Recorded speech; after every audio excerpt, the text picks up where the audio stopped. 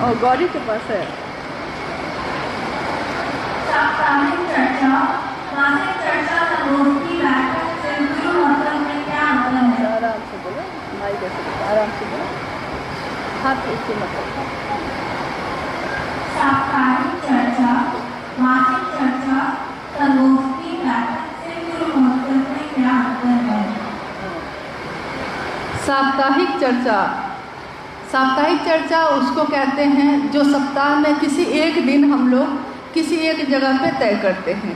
यानी कि अगर एक मोहल्ले में हम लोग 50-60 गुरु भाई गुरु बहन हो जाते हैं तो हम लोग बाकी के 6 दिन अब जहाँ भी समय मिलता है अपने गुरु की बात कर लेते हैं और एक दिन ऐसा रखते हैं ताकि कम से कम इस छोटे से एरिया में जो हम लोग हैं एक जगह बैठकर अपने गुरु शिव की बात भी कर लें और कहाँ और महादेव की बात हम कर सकते हैं इस पे भी विचार कर लें। और अगर इन 6 दिनों में आपने किसी ऐसे व्यक्ति को जोड़ा है जो मतलब पहले से शिव शिष्य नहीं है तो आप कोशिश करते हैं कि साप्ताहिकी चर्चा में उनको भी बुला सकते हैं। मासिक चर्चा जैसा साहब ने तो कभी कुछ ऐसा नहीं कहा, लेकिन बहुत लोगों ने अपने मन से ही कहा कि साप्ताहिकी में नहीं हो पाएगी तो हम महीने में एक बार करेंगे। ये लोगों ने खुद ही तय कर लिया। क्या साहब हरिनानंद जी ने मासिक चर्चा के बारे में कभी कुछ नहीं कहा।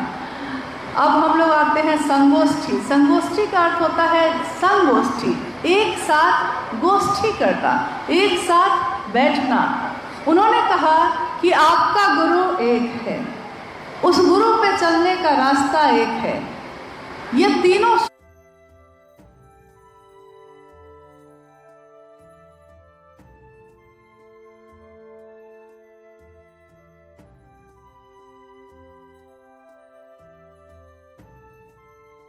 सूत्र देने वाले शिव के शिष्य हरिनानंद एक हैं। उनका साथ कदम कदम पे देने वाली दीदी नीलमानंद जी एक है। तो उन्होंने कहा कि संगोष्ठी यानी छोटी छोटी बैठक अगर आप करते हैं तो हमेशा याद रखिएगा कि उन बैठकों में, बैठक या संगोष्ठी लगभग एक ही है, उन बैठक या संगोष्ठियों में हम सबको किस भाव से आके बैठना चाहिए। हमारा मंत्र एक हो। कौन है हमारा मंत्र? क्या है हमारा मंत्र? शिव मेरे गुरु हो जाएं, इसके सिवा और क्या है? हम सब के मन में, हम सब जितने लोग यहाँ बैठे हैं, हम सब के मन में ये भाव हमारे हृदय में, हमारे मन में संचरित हो, मतलब कि फैले। क्या? कि शिव मेरे हैं। एक भाव, एक मंत्र और एक ही मंत्रणा की सभा, यानी जहाँ सब बैठ के एक भाव से अपने गुरु की बात कर सके। ऐसा नहीं कि इन्होंने संगोष्ठी का समय लिया है तो हम इनका साथ नहीं देंगे, ऐसा नहीं होना चाहिए। क्योंकि चाहे किसी ने लिया हो, मेरे गुरु शिव की बात वहाँ होगी, हमको ज़रूर वहाँ जाना चाहिए। वो आदमी को आप पकड़ लेते हैं, इसलिए हम लोगों को दिक्कत होती है। ये आदमी मुझको पसंद नहीं है तो अब ये जो कहेगा वो हम नहीं करेंगे। ये भावना हम लोगों को छोड़नी होगी, इससे थोड़ा ऊपर उठना होगा। ठीक है, अपने परिवार में किसी से नहीं बनता है तो मत जाइए उसके घर, नहीं जाइए। लेकिन अगर महादेव का काम है तो आपको हमको ज़रूर उसमें मदद करनी चाहिए, क्योंकि तन मन धन ये तीनों से हम अपने हर संबंध का निर्वहन करते हैं। मेरे गुरु शिव ने तो दिया ही दिया है, मेरे गुरु शिव को मैंने और आपने क्या दिया है? कुछ भी नहीं। तो क्या हम इन छोटे छोटे आयोजन या बैठक को भी नहीं कर सकते एक साथ मिलकर? अगर हम इन छोटी छोटी बैठकों को भी नहीं कर सकते तो हम एक बहुत बड़ा विस्तार इस जगह पे कभी भी नहीं कर पाएंगे।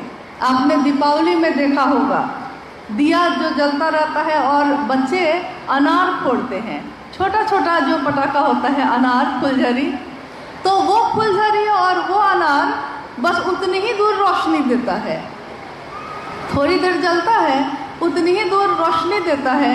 लेकिन एक पटाखा ऐसा भी होता है जो सीधे आसमान में जाता है और पूरे आसमान में उसकी रोशनी फैल जाती है।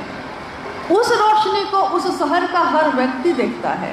तो शिव का काम ऐसा करिए कि आप जहाँ रहते हैं कम से कम वहाँ के लोग देख सकें कि शिव के शिष्य कैसे होते हैं। क्योंकि हम कुछ भी करेंगे, हमारे गुरु का नाम हो या गुरु की बदनामी हो, ये दोनों हमारे आपके हाथ में है। आपके ऊपर है कि आप क्या करना चाहते हैं।